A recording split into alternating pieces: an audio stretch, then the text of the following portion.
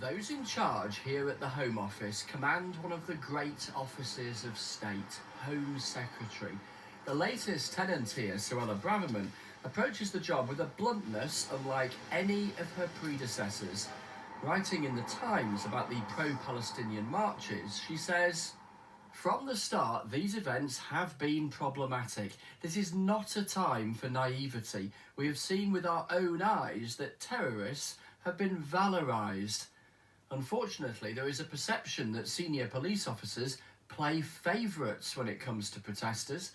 Right-wing and nationalist protesters who engage in aggression are rightly met with a stern response, yet pro-Palestinian mobs displaying almost identical behaviour are largely ignored, even when clearly breaking the law."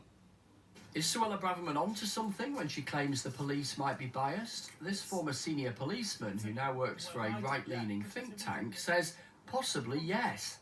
I think it's a really, really tough one for the police.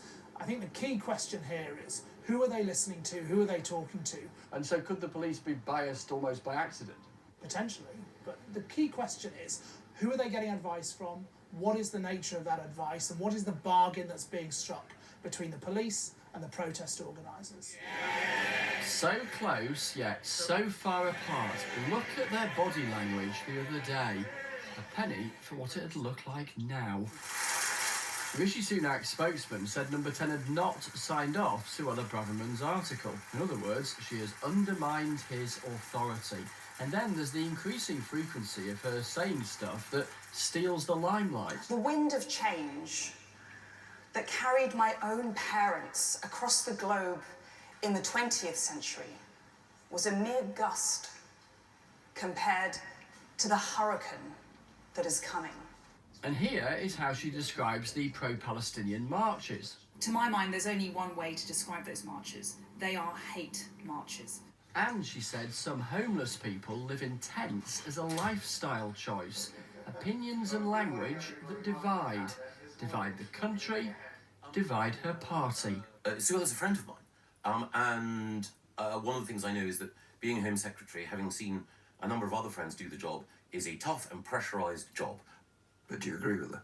Well, again, I would not want to interpolate myself into that conversation.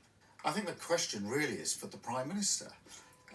He must know that this isn't the way in which a Home Secretary should behave. He's got a Home Secretary who's out of control, and he is too weak to do anything about it. Job's not finished yet, there's still a lot more to do. Well, it might be, you know. What does Rishi Sunak do next? And is Suella Braverman's critique of the police reasonable? Chris Mason, BBC News at Westminster.